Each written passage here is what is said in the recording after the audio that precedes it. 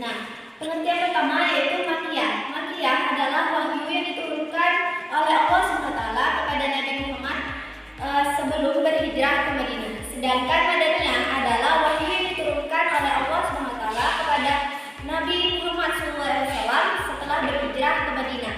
Nah, pengertian Al-Makki dan Al-Madani di mana ada pendapat para ulama menyebutkan ada 3 pandangan. Itu pendapat yang pertama yaitu pendapat dilihat dari tempat diturunkannya ayat yang berbunyi Bismillahirrahmanirrahim An-Namakiyya ma nazala bimakkah walau ba'dal hijrati wal madaniyya ma nazala bil Madinah, bahwa Makkiyah adalah ayat yang diturunkan di Mekah, di kota Mekah, walaupun Madaniyah adalah ayat yang diturunkan di kota Madinah.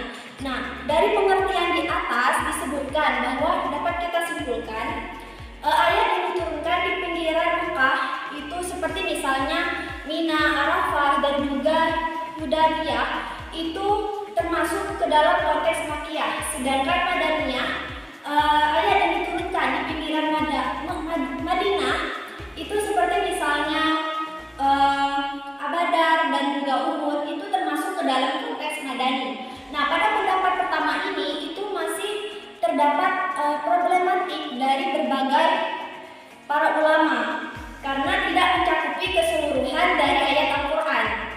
Seperti misalnya ayat Al-Quran yang tidak turun di Mekah, Madinah, dan juga di sekitarnya. Seperti misalnya contohnya Quran Surah At-Taubah ayat 42 yang turun di Tabuk. Materi dari pemateri pertama, yang materi selanjutnya akan dilanjutkan oleh saudara Randy. Kepada saudara Randy saya persilakan. Saya sebagai pemateri kedua, ini tentang ciri-ciri Al-Makki dan Al-Madani. Yang pertama, ciri-ciri atau karakteristik Al-Makki. Yang pertama, setiap surat yang di dalamnya terdapat ayat sajadah. Yang kedua, setiap surat di dalamnya terdapat kata Kalla. Jumlah keseluruhan yang tercantum dalam Al-Quran ada 33, ditemukan dalam 15 surat dan semuanya terdapat pada bagian pertengahan sampai akhir Al-Quran. Yang ketiga, surat yang di dalamnya terdapat lafaz Ya Ayyuhan Nas dan tidak terdapat lafaz Ya Ayyuhallazina Amanu, kecuali surat Al-Hajj terdapat perbedaan pendapat. Yang keempat, yaitu setiap surat yang di dalamnya terdapat kisah para nabi dan umat-umat terdahulu. Yang kelima, setiap surat yang di dalamnya terdapat kisah Nabi Adam dan Iblis kecuali surat Al-Baqarah. Yang keenam, setiap surat yang diawali dengan huruf muqatta'ah seperti alif lam mim, alif lam ra atau ha mim, dan sebagian selain surah Al-Baqarah dan Al-Imran. Yang ketujuh, dimulai dengan nida ya na'iman. Yang ke-8, di dalamnya terdapat cerita kemusyrikan. Dan yang ke-9, di dalamnya terdapat keterangan ada istiadat orang kafir yang musyrik, yang suka mencuri, merampok, membunuh, mengubur hidup-hidup anak perempuannya. Yang ke-10, di dalamnya berisi penjelasan dengan bukti dan argumentasi tentang konsepsi ketuhanan. Yang ke-11, memuat prinsip-prinsip moral dan peranata sosial yang agung dan bersifat universal dan inklusif. Yang ke-12, memuat nasihat dan ibarat dalam aneka kisah.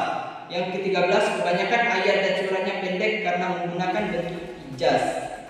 Yang ke-14, mengajak untuk beriman kepada Allah Subhanahu wa taala dan mengesankannya iman kepada Nabi Muhammad SAW dan para nabi sebelumnya, iman kepada para malaikat dan kitab-kitab, dan iman kepada akhir zaman dan atau kiamat atau hari kebangkitan, hari pembalasan nikmat dan siksaannya. Yang ke-15, setiap surah yang dibuka dengan huruf hijaiyah. Oke, selanjutnya yaitu ciri-ciri atau karakteristik Al-Madaniyah. Yang pertama, surat yang di dalamnya terdapat izin perang atau menyebut soal peperangan dan menjelaskan hukum-hukumnya. Yang kedua juga surat yang di dalamnya terdapat rincian hukum ahad, faraid atau pembagian harta pusaka, hukum sipil, hukum sosial dan hukum antara negara. Yang ketiga, surat yang di dalamnya terdapat uraian tentang kaum munafik kecuali surat Al-Ankabut yang Makkiyah, selain 11 surat pada pendahulunya adalah Madiniyah. 4. Memuat hukum pidana atau hudud dan surat Al-Baqarah, surat An-Nisa, surat Al-Maidah, surat As-Surah dan lain sebagainya. Yang kelima juga memuat hukum faraid yang terdapat pada surah Al-Baqarah, surah An-Nisa, surat Al-Maidah. Yang keenam, berisi tentang izin jihad fi sabilillah terdapat pada surah Al-Baqarah, Al-Anfal dan surat At-Taubah, Al-Hajj. Yang ketujuh, berisi keterangan tentang karakter orang-orang munafik.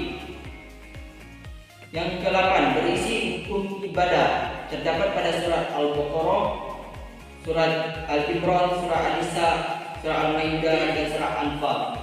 Yang ke-9, berisi hukum muamalah seperti jual beli, sewa menyewa, gadai, utang, piutang dan sebagainya. Terdapat pada surah Al-Baqarah, surah Al-Imran, surah An-Nisa dan surah Al-Maidah. Yang ke-10, berisi hukum munakahat, baik mengenai nikah, cerai, rujuk, hadana yang terdapat pada surah Al-Baqarah, Al-Imran, An-Nisa dan Al-Maidah. Yang 11, berisi hukum ke masyarakat, kenegaraan seperti persawaratan, kedisiplinan, kepemimpinan, pendidikan, pergaulan dan sebagainya.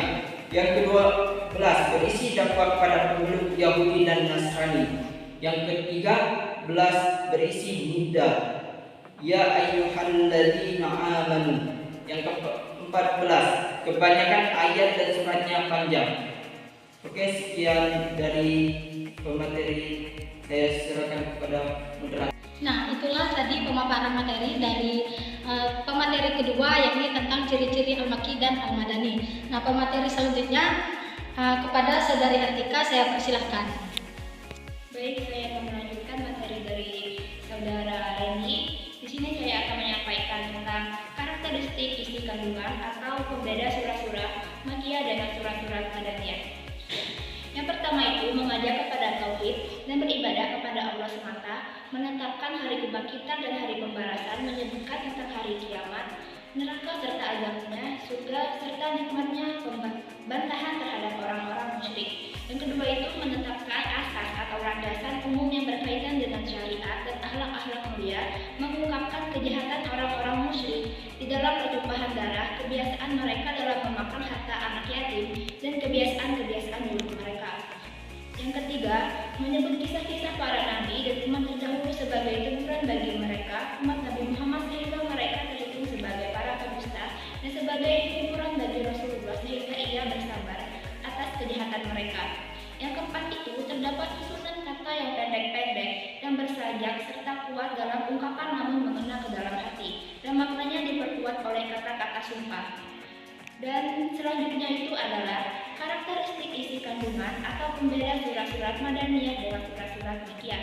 Yang pertama itu adalah penjelasan tentang ibadah, muamalat, hukuman had, aturan tawanan dan warisan, kelebihan jihad, pembenahan masyarakat, perkara kenegaraan ketika aman dan perang, kaidah-kaidah hukum dan masalah-masalah syariat.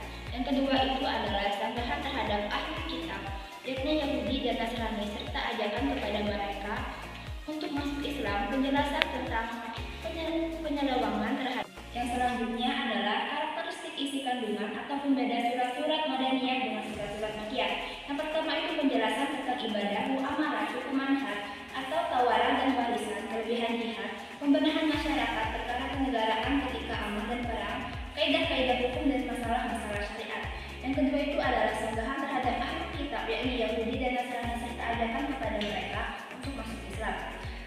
penjelasan tentang penyelewengan mereka dari kitab-kitab Taurat dan penyimpangan mereka dari kebenaran, dan perselisihan mereka setelah datangnya bukti yang jelas di antara mereka. Ayat terakhir itu adalah membuka tabiat orang-orang munafik, menganalisa kepribadian mereka dan menjelaskan betapa bahayanya mereka bagi agama. Baik, saya rasa itu saja yang dapat saya sampaikan. Selanjutnya akan saya serahkan kembali kepada moderator. Baiklah, itu tadi penyampaian materi tentang karakteristik isi Al-Makkiyah dan Al-Madaniyah. Nah, selanjutnya materi selanjutnya akan saya sampaikan sendiri mengenai hikmah mengetahui Makkiyah dan Al-Madaniyah. Adapun hikmah mengetahui Al-Makkiyah dan Al-Madaniyah terbagi menjadi 8 dalam makna kami. Yang pertama itu dapat mempermudah dalam membedakan ayat yang munasik dan ayat yang dinasik. Nah, sekiranya ada 2 ayat atau lebih di dalam Al-Quran yang berada di dalam satu tema. Nah, sedangkan salah satu di antara 2 ayat tersebut memiliki hukum yang berbeda. Nah, kemudian kita ketahui bahwa salah satu dari ayat tersebut adalah Al-Makkiyah dan satu ayat lainnya itu adalah Madaniyah. Nah, maka seperti yang kita ketahui, Madaniyah itu sebagian daripadanya adalah sebagai nasib untuk Al-Makkiyah.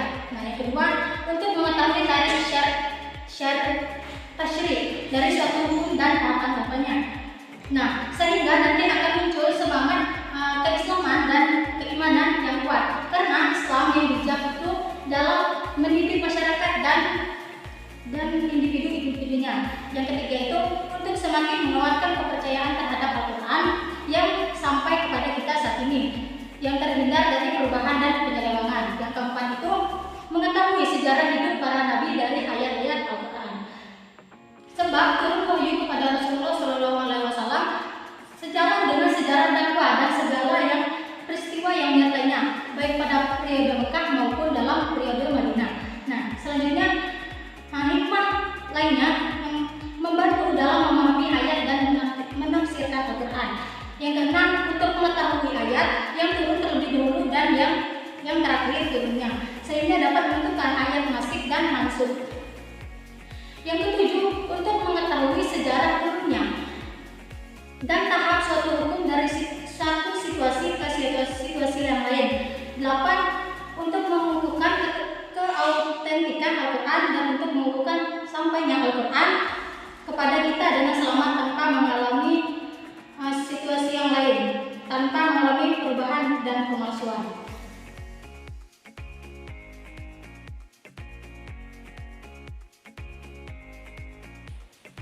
Baiklah, sebelum menutup diskusi pada hari ini, sebelumnya kami ada sedikit pantun yang akan dibacakan oleh Saudara Rindi. Kepada Saudara Rindi saya persilakan. Bunga mekar di perbukitan, Cakep. sawah luas di perdesaan. Cakep. Terima kasih untuk perhatian. Mohon maaf atas kesalahan. Baiklah, kami akhiri. Wassalamualaikum